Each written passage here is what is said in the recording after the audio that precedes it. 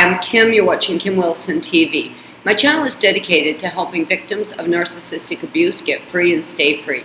Before I get going with this video, I just want to take a moment to extend my gratitude to our friend Glenn. Thank you so much for your donation to our channel's PayPal account. Now, if you appreciate my channel and my content and you'd like to make a donation to the channel, there is a link below in the descriptions. I certainly appreciate the support. Thank you. Quick public announcement, our friend Mary Lynn, who has been here with us at the channel since the very beginning. Hi Mary Lynn, has accommodations for rent. She has a studio apartment for rent in Chicago. Now, if you are in the Chicago area, you're trying to get away from the narc, please leave a comment below or email me at kimwilsontv@gmail.com, and in the subject line just put rental. Now, if you don't live in the Chicago area and you have been considering relocating, this might be a great opportunity for you.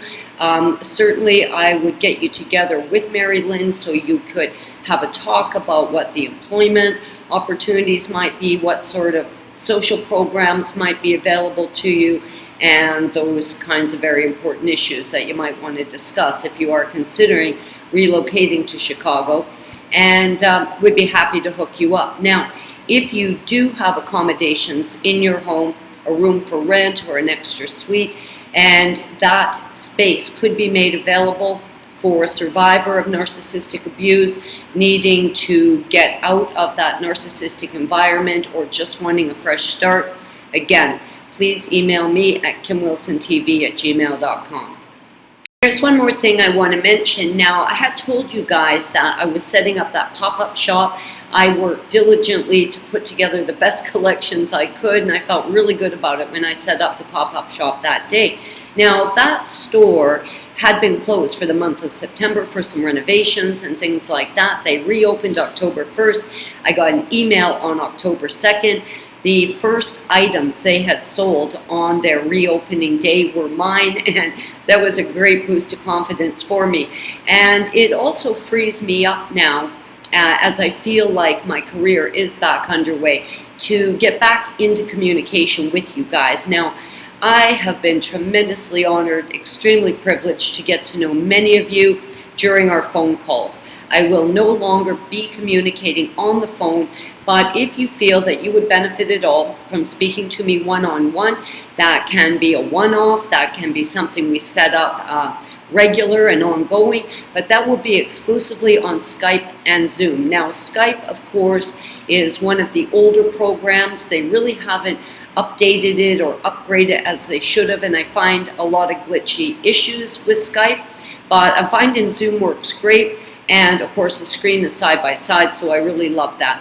Now, if you do feel that you'd benefit from communicating with me one-on-one, I would love to get to know you.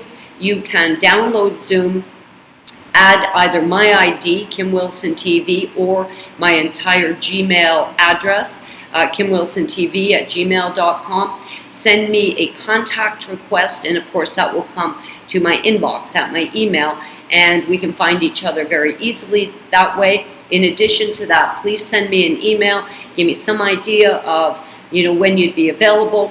As always, there is no fee for that. If you are able to make a donation to the channel's PayPal account, that's great. If not, let's not worry about it. We're not going to let money come between friends. And if you don't want to speak to me, that's great too. But if you are able to make a donation to the channel's PayPal account to enable other people who feel that benefit from that, that'd be great too. And that's been kind of ongoing over the last 2 years, where people help offset the cost of long distance calls and things like that. So either way, I am available now. The pop-up shop's going great, and I feel really, really good. I do want to continue talking about ways that I believe you could benefit from starting a small home-based business. Unfortunately, we live in a money-driven society, and when your life is falling apart and your finances are, stretched to the max, it can make matters so much worse. And I've got all kinds of great ideas to help you guys start small home-based businesses, and we're going to talk about that more in the very near future. But on with this video.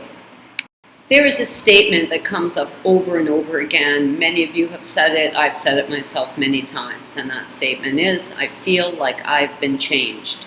Now, once you start to really understand narcissism, once you come to terms with what has happened to you, and once you recognize that you have in fact changed, that can be a pretty perplexing situation, because of course, where do you go from here?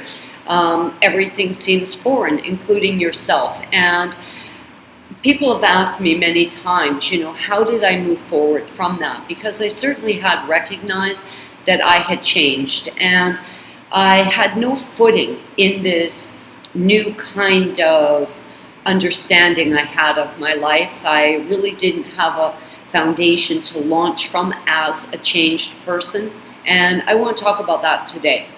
Recognizing a change within myself, I had to do some soul searching, and I had to ask two very important questions. First, how had I changed, and had I changed for the better or the worse? What were the downsides of this transformation, and were there any perks? The biggest change and the most perplexing change, the one I struggled the most to come to terms with, was the fact that I wasn't happy-go-lucky Kim anymore. I was a victim. I was the victim of narcissistic abuse, and it felt like a label. Initially, it felt like it was defining me in many ways, and not really understanding what had happened or how I'd become a victim. I did feel a tremendous amount of weight, a tremendous burden with that label. Now, very simply, finding you guys changed my identity, the identity that I was assuming as a victim, to that of a survivor, very quickly. Almost with the first comment that was left at the channel, with the first 10 subscribers, I instantly felt that I was part of a tribe.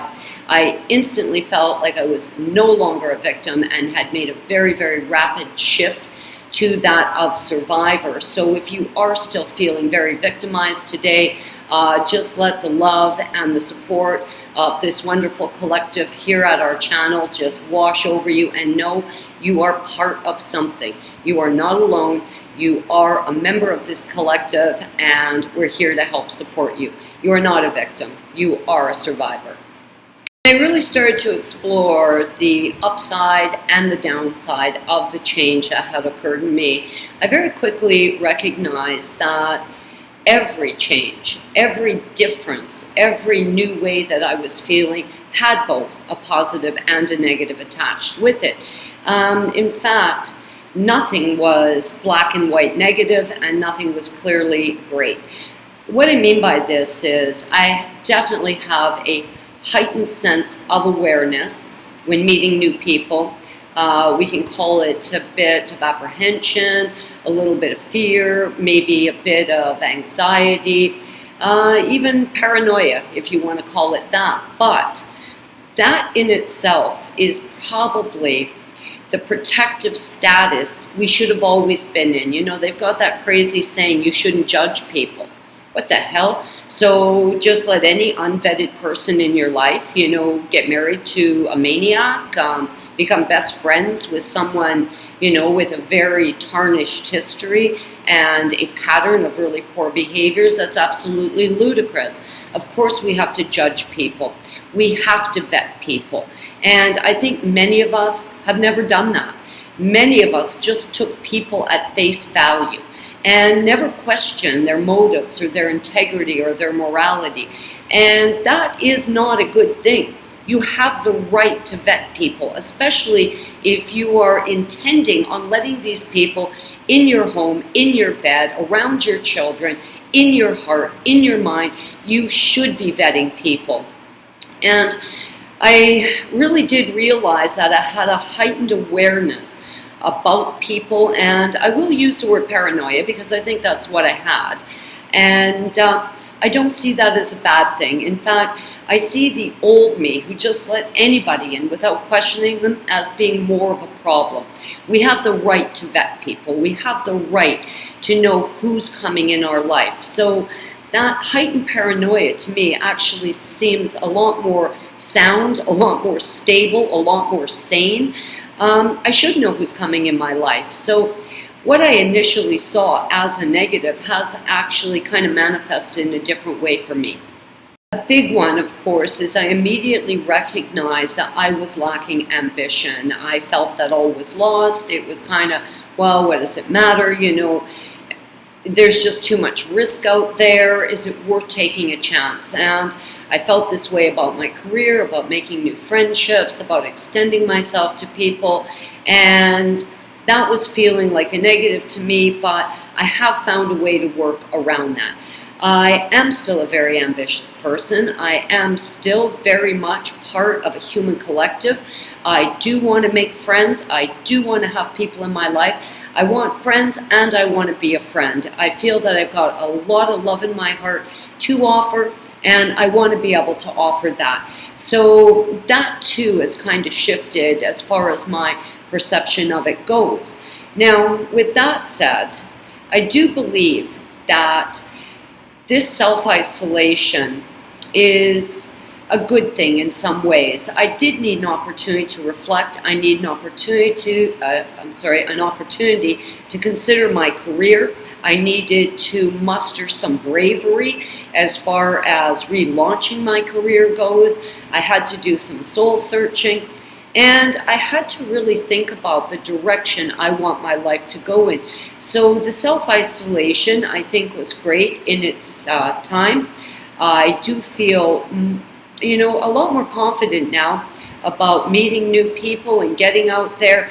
And I've kind of concluded that if I've got to meet 50 narcs to get to one true and authentic friend, well, that's just what it is. And I believe I can identify narcs very quickly now. So, if I got to swat 50 of them out of the way to get to you, I will get there. I will get there. And I'm just feeling quite different about that too. And another thing about recognizing that I had changed after narcissistic abuse, I'm also recognizing that I've been in an evolutionary sort of condition since getting free.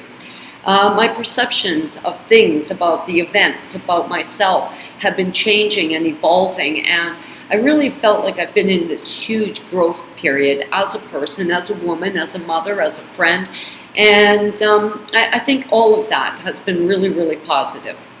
Now, something I really recognized about myself once I got free from the narcissistic abuse, it was something that I think was evoking a feeling of change in me, is that I had, through no fault of my own, through gaslighting, manipulation, fear, intimidation, mind control, some kind of voodoo spell, someone had changed the course of my life with great intention to harm me. Someone else was driving my bus, and I had lost control of it. So I did realize, once I got free, once the veil was lifted, that if a monster, if a diabolical, devious creep from hell could get into the driver's seat of my life, I could get in the driver's seat of my life. If anyone could do it, and someone else had, I knew I could do it. Why? Because no one knew me better than me. No one better understood my motives, my intentions, my desires, the things that are in my heart more than me. So I knew, sure as hell, that if anyone could have gotten into that driver's seat, well, that seat was open for me to get into. And I think this has been a really positive change in me, because I have always been a people pleaser. I have always put my own personal needs to the side, and not that I'm feeling selfish or that, but I do recognize now the need for me to look after me and to make sure my needs are met. This can be something very simple. In fact, I did it the other day. One of my sons needed to go out. They needed to do something. They needed my help. And where typically I would have just, okay, let's get it done. I said, no, just a minute. Mommy's going to take a shower first. I'm going to have a coffee. And as soon as I'm up and at it, we'll fly right at it. But first, I'm getting in the shower. Now, it seems simple enough, but having 5 kids, of course, the boy's father passed away when they were quite young. I've always felt like I was really on that treadmill, like really running, really trying to help everybody, and the things I needed or wanted were always put on the back burner.